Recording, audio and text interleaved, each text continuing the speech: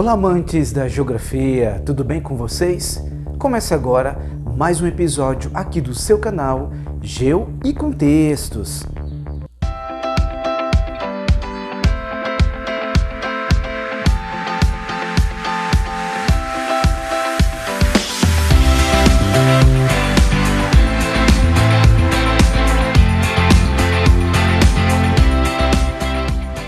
Então, nesse texto, vocês vão ver a evolução, do crescimento econômico desse país ao longo aí do século XX e, claro, a gente vai discutir os Estados Unidos atualmente, no século XXI.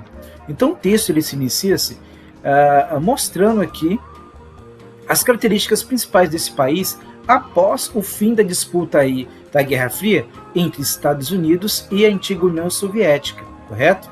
Então, é de conhecimento que os Estados Unidos era coadjuvante até o término da Segunda Guerra Mundial, onde a Inglaterra era o país que ditava as regras no cenário internacional.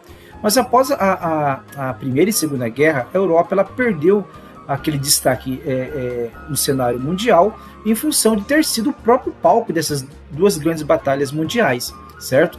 Então, ao final da Segunda Guerra Mundial, entre Estados Unidos, com a solução financeira para tentar reconstruir uma Europa arrasada. E surge também, no outro cenário, a Rússia enquanto União Soviética, através de um lobby comunista, para implantar no mundo a sua maneira de enxergar a sociedade, baseado no princípio do socialismo-comunismo, certo? E esse período ficou conhecido como a Guerra Fria, ou seja, o término da Segunda Guerra Mundial até 1991, certo? O mundo estava mergulhado nesse conflito polarizado, ou seja, o mundo era bipolar. Mas a partir do momento do término dessa Guerra Fria, ou seja, a partir de 1991, quando rui a estrutura da União Soviética, surge aí Estados Unidos como a potência global, capaz de ditar as regras em vários setores do cenário internacional, como o próprio texto de vocês elenca, tá?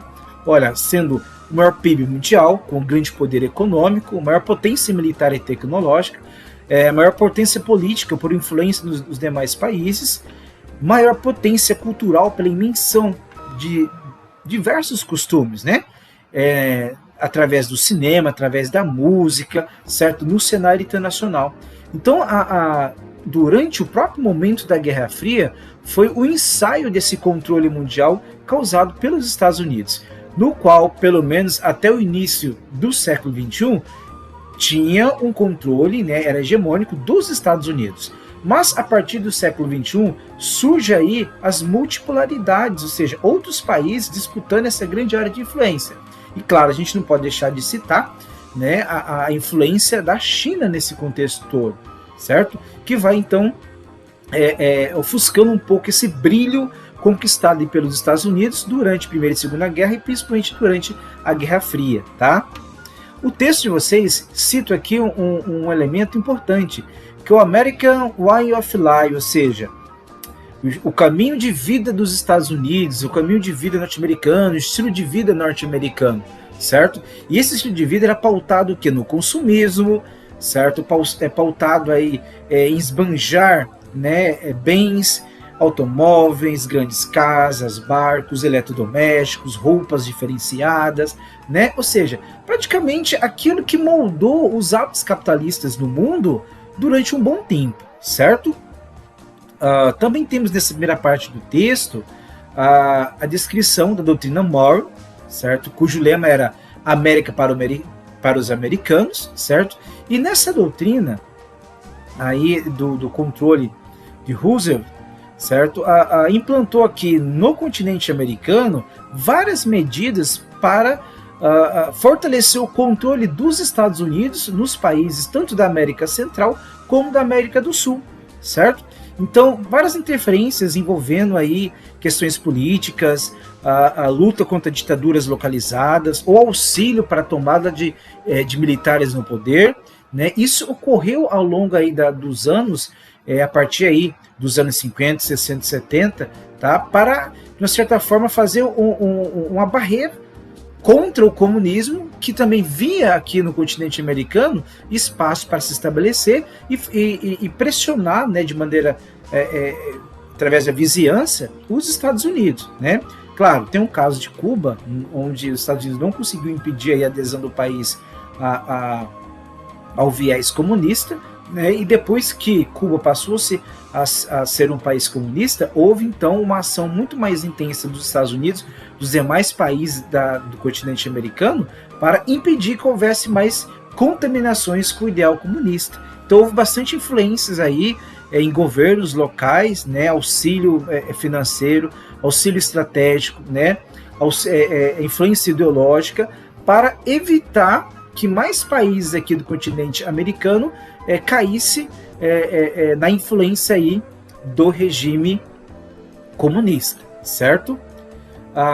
E claro, não podemos deixar de falar, como o texto deixa bem evidente aqui, a questão do 11 de setembro de 2001, certo? Que foi o atentado aí às Torres Gêmeas lá em Nova York, nos Estados Unidos. Ou seja, em 2001, né, o mundo, como eu acabei de falar, ele estava dividido aí em grandes polaridades, não era mais só Estados Unidos que era o destaque. Então, de uma certa forma, né, aquele acontecido, ele fez com que os Estados Unidos novamente se projetasse no cenário internacional, e através do quê? Através da postura de xerife do mundo, porque ele já tinha esse apelido de xerife do mundo antes, mas no finalzinho do século XX, início do século XXI, até o 2001, certo? Isso havia se calmado, porque vários países, tanto na Europa como na Ásia, inclusive a própria China já estava colocando aí as suas garrinhas para fora, estava em destaque, né? Então eles uniram esse momento aí de ataque em seu território como mais uma oportunidade de se projetarem no cenário internacional como a polícia do mundo, né? Com aquele velho dilema, ataque contra o terrorismo. Vamos livrar o mundo, certo, do terrorismo, certo? Então, a partir disso, os Estados Unidos novamente se projeta mundialmente e dentro de um cenário militar e, claro, um cenário também político e econômico, certo? Espero que você tenha gostado do vídeo de hoje. Não se esqueça de deixar aí o seu comentário. E, claro, conecte-se com a geografia, conecte-se com o canal Geo e Contextos. Tchau, tchau!